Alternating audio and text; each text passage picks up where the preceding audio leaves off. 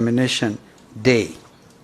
6 months later, the Union Jack was lowered for the last time on Kenyan soil at midnight on December 12, 1963 at Uhuru Gardens, Nairobi. Your wonderful country again, Berlin, a conference of 1895 Republic led by Africans. It is critical for this distinguished gathering to reflect on our history, even as the younger ones, the youth budge. 70% of you in this room are aged below 40, in fact 35. So we do these things in order to pass it over to you, so you know where we have come from. As a renowned Spanish-American philosopher, George Santayana, wrote in his book, The Life of Reason, The Life of Reason, as part of a series, Great Ideas of Western Man, where independent nation was realized after 50 representatives from 8 electoral areas, with the first elections held in March 1957. The Lennox-Boyd Constitution, which increased African seats by 6 and provided for 12 specially elected members to be chosen by LegCo, was closely followed by the 1960 Lancaster House Constitutional Conference, which increased LegCo seats to 65. Set aside 33 for Africans. Does this ring a bell, ladies and gentlemen? We're still wrestling with the Supreme Court advisory on ability to bring into operationalize the 2/3 gender rule. Lancaster II, held in 1962, was a more ambitious dialogue that resulted in the establishment of a bicameral legislature comprising a lower house, House of Representatives, and an upper house, the Senate, with members elected by universal adult suffrage, as well as 7 regional assemblies, known then as Majimbo, to ensure maximum decentralization of government powers. During the 3rd and final Lancaster House Constitutional Review Conference in February 1963, an agreement for Kenya's independence was reached and came into effect on June 1st, 1963, a day we celebrate today as our Madaraka, or Self-Determination Day. 6 months later, the Union Jack was lowered for the last time on Kenyan soil. Therefore, confront the transforming a nation long run. Talk so. Number one, and to get number one CD, diplomatic corps, number one, means a lot. CD1, when we became independent, was Germany. And that tells you that Germans are truly our friends. We thank you. We continue to thank you. From my brother Raila Odinga, karibu sana.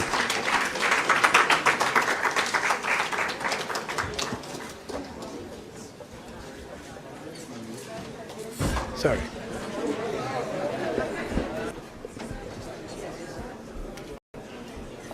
Yeah. You may be seated.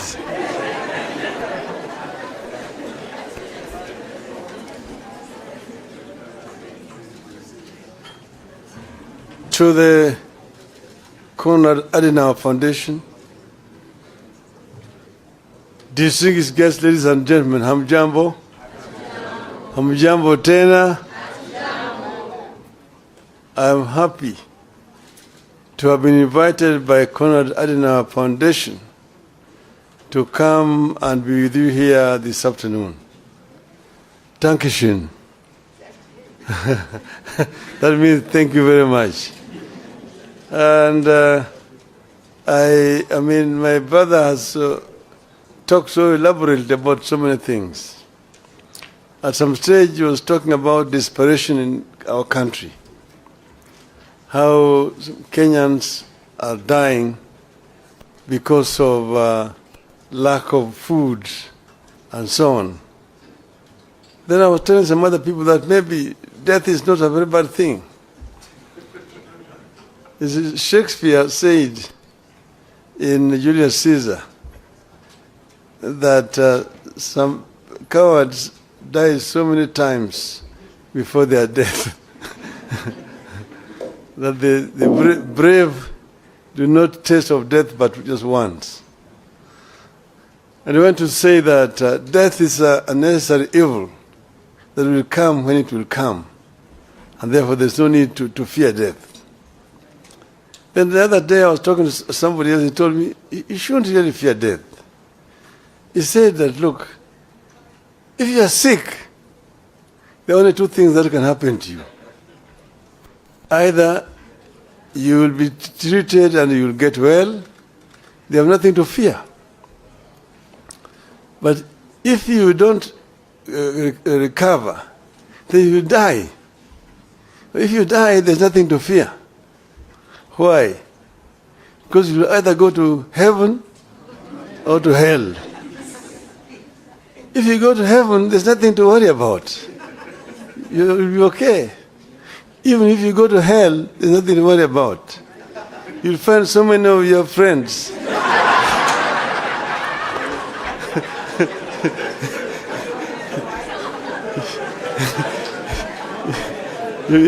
So spend a long time just greeting them. How are you? How are you? Before your time for the fire comes. So therefore, don't fear. You have nothing to fear as Kenyans. We will succeed in the long run. Now, I think this foundation has done a very good thing to choose to hold this conference.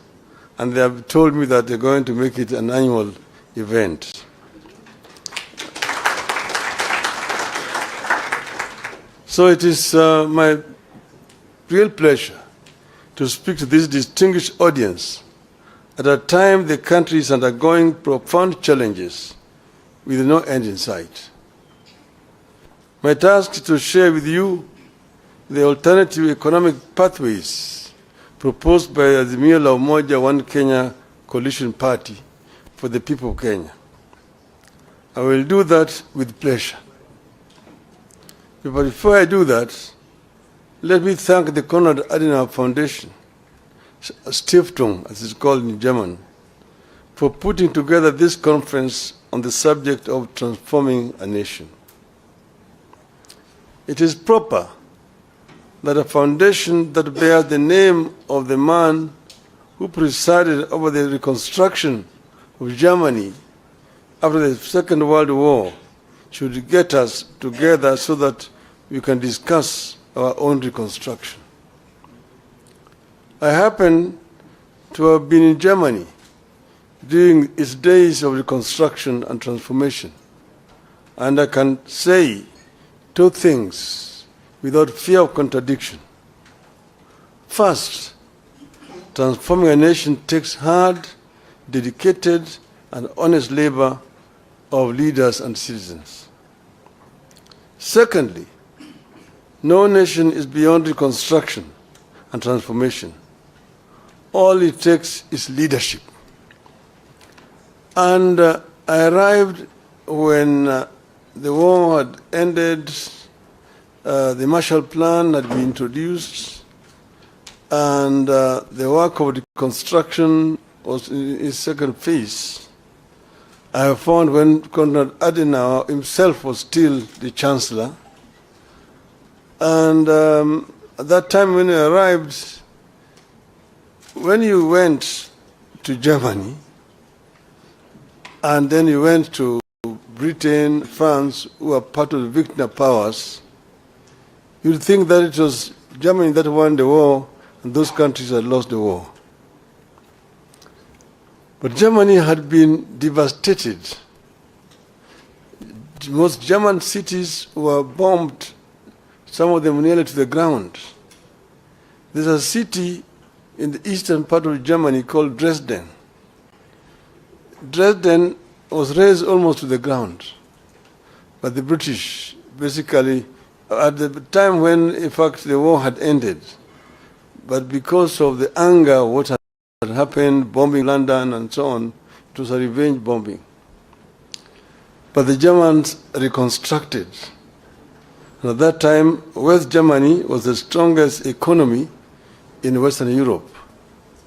And East Germany was also the strongest economy in Eastern Europe at that time. That was basically because of hard work. I want to say that a year after our election, if you ask Kenyans, are you better off today than you were at this time last year? The answer will be obvious, that we are in a deep hole. Failing policies and grim economic prospects. There is a devastating loss of trust and confidence in our economy, our financial markets, and our government. We are caught in a cycle where reduced spending power leads to loss of jobs, which leads to even less spending, where the people can't borrow because rates charged are too high, yet lack of borrowing slows growth and leads to even less credit. Credible data collected and published by the government confirms all this grim news. And this meeting is taking place as a day after the State of the Nation address by the President. I'm going to try to answer some of the things that he said yesterday. But this is not a response. At the Hustler Fund, which was supposed to support households and micro enterprises, default on payments at a higher rate than those at the commercial banks, circles, and microfinance. Out of the Hustler Fund's outstanding, that is 10.2 billion shillings worth of loans in the last 9 months, 29% is deemed to be portfolio at risk, implying it has not been serviced by the borrowers as per agreed schedule. This means that borrowed amounts worth about 2.9 billion shillings in Hustler Fund loans fall in the category of non-performing loans. Job cuts are back to the rate where they were during the COVID. According to the CBK survey, more than a quarter of chief executives expect to cut jobs before the end of the year because of increased operating costs and softened demand for goods and services, setting up families for a gloomy festivities period. The Central Bank of Kenya is the survey that targeted CEOs of more than 1,000 private sector firms through online questionnaires shows that 26.3% of those surveyed expect to cut their workforce between now and the end of the year, while 63.5% will not be hiring any new staff. At the Nairobi Security Exchange, some 6,256 foreign investors fled in the last 9 months. This is 42% of foreign investors in the country. This exodus is a result of the rapid but unstable tax policies that are scaring away foreign investors and leading to low revenue collections. In October, the same National Security Exchange was ranked the worst performing African bars in the first 9 months of the year in dollar returns. Investors prefer a country with a stable taxation policy, a stable currency, and a growing economy. The current regime is changing tax policy frequently, mismanaging the shilling, and weakening economic growth. Kenyans are ditching mobile payments. A number of local SMEs using payment methods such as pay bills and Lipa na Mpesa are now asking their customers to use cash when paying for goods and services to avoid taxation. Fuel consumption fell rapidly between January and June, dropping to the lowest levels in the more than 5 years.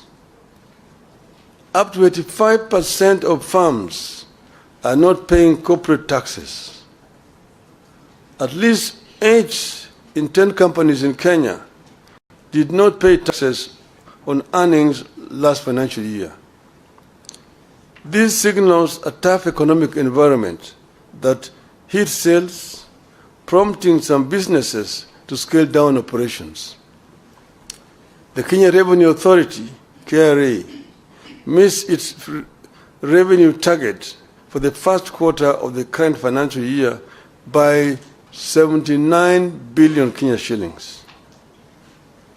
Of course, the story of the Kenya shilling on a free fall bears no repeating. It is obvious to everybody. From 120 to the dollar to now 159. I could go on and on, but I beg to stop there so that we can get into what Azimio thinks. The fact is, many Kenyans are both anxious and uncertain of what the future holds.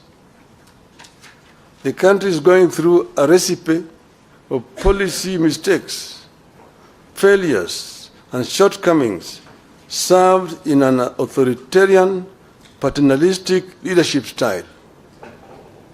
Nobody in government cares about building broad public support around these programs. Everything is forced down everyone's throats. In the run-up to 2022 election, we warned that the sectors of every economy are intertwined, and you cannot benefit one sector by denying the other.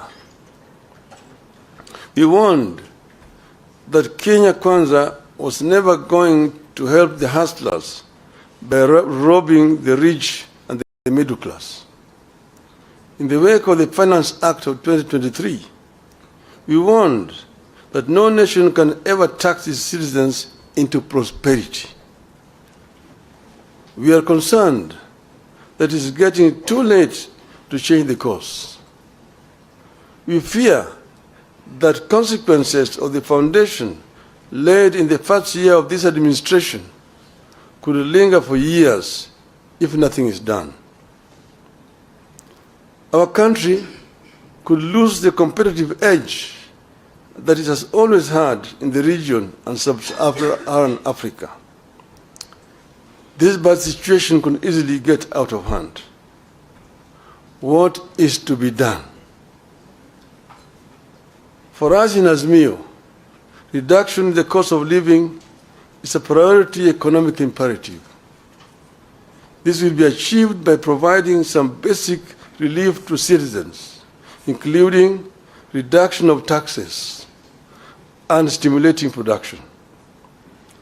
To release resources to achieve these objectives, government must cut the budget by an estimated 500 billion shillings. The current policies have hit low-income families particularly hard. These are the same low-income families that the administration promised to lift up. These families spend more than 40% of their income on food. They deserve and require relief. In particular, we must cut fuel taxes and raise social welfare payments. At this time of duress, we demand tax cuts, not increases. Kenyans need to see their taxes go down, not up. We believe the current taxation regime is not sustainable. We warned at the beginning that beyond a certain point, increasing taxes leads to lower collection. It has become real as Kenya Revenue Authority misses one revenue target after another. Tax on fuel is up, but fuel levy collection is down. We were doing this as a result of our experience when we formed government under NASA. Under NASA, we found an economy that was stagnant, and the growth was negative. Revenue collection was very low, and the Paris Club had actually clamped down on the government. So the government was actually just limping. And when we came into government, what we did was to address the two sides of the balance sheet, income and expenditure. We found out the government was collecting 200 billion shillings of all that was being collected. We looked at the sources of revenue, customs duty, income tax, the VAT, and so on. And then the other side, expenditure, how they were procuring. You looked at those officers in the customs, in the income tax department, in the VAT, and procurement officers in all the ministries. They were the boys in town. They're the ones who are buying apartment blocks in town, the ones who are driving the latest models of cars, Mercedes, Toyota, what have you. They're the ones who are building castles in rural areas. They're the ones who are building high-rise buildings in village markets. If you did a lifestyle audit, you're able to catch them. And we did lifestyle audits and caught very many of them. We sacked some we sent to jail. And all of a sudden, revenue rose up. From 200 billion shillings, within the 6 months from January to June, we went up by 100 billion shillings. We collected 300 billion shillings. So we said, the answer is not to increase taxes, but to spread out, widen the net, and lower the taxes, and we get more revenue. The following year, it went 500 billion, 700 billion, 900, we reached $1 trillion. We were able to finance most of our budget from local resources without having to borrow from donors. 95% of our development expenditure was coming from local revenue. And that's why we were advising the inadvisable that you don't have to increase taxes to get revenue. Procurement, because you can raise revenue, but it all just goes into people's pockets. We found that under Moi, there was a procurement law which says that any item above 100,000 shillings are to procure competitively. In other words, you have to advertise in at least 3 newspapers. And there must be at least 3 bidders, and you procure competitively. Each and every ministry has a procurement officer, seconded from the Treasury, who was in charge. We found that each procurement officer had 3 companies registered.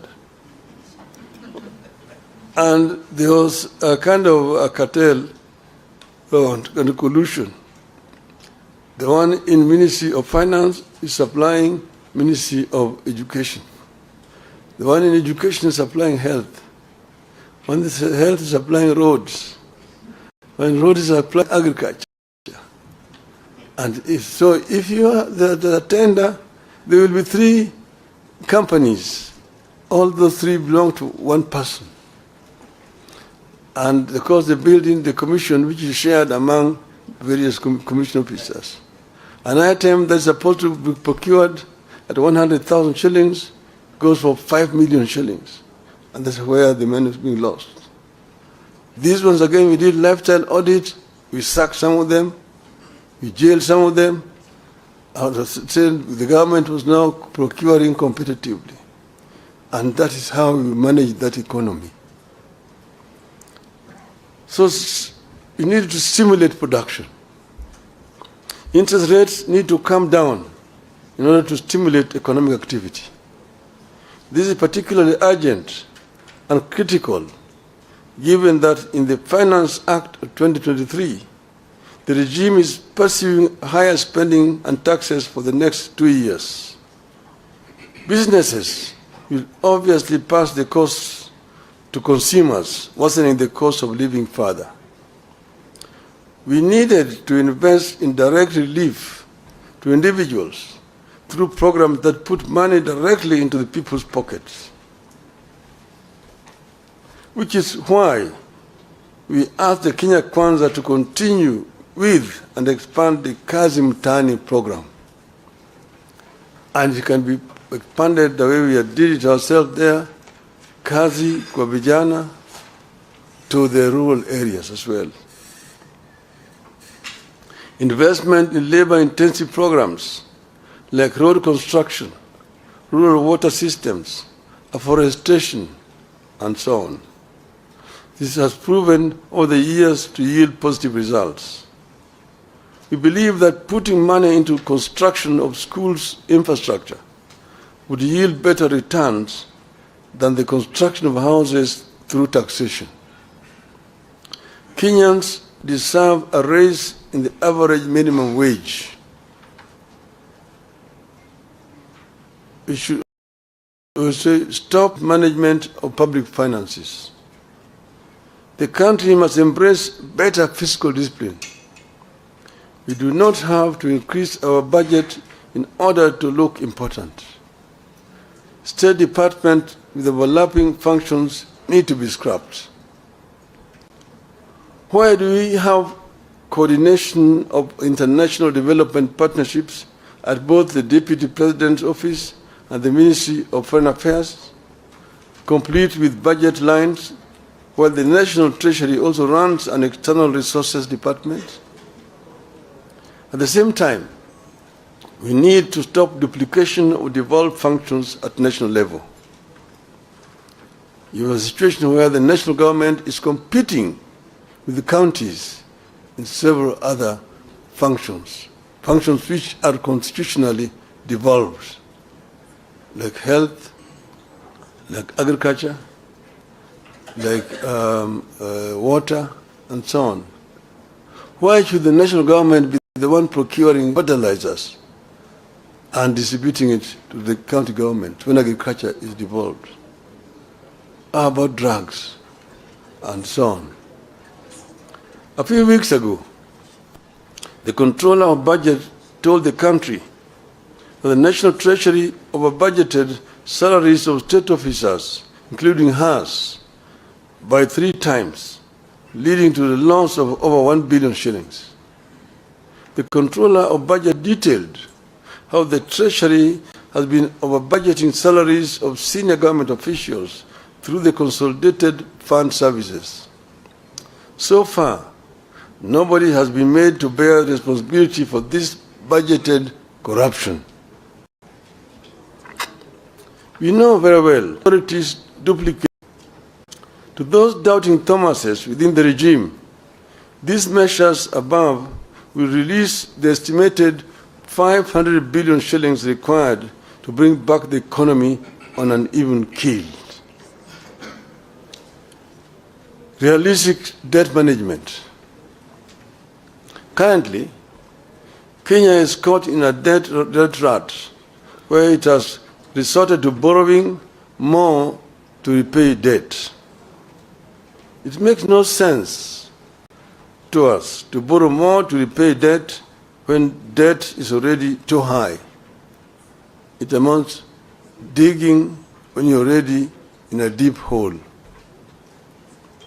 Our position is that the National Treasury ought to ask creditors to push up payments falling due to a future date rather than keep paying it. This is what people do when they have a crunch in their but no, they can pay default when they are bankrupt. Kenya is not bankrupt. Kenya should not default.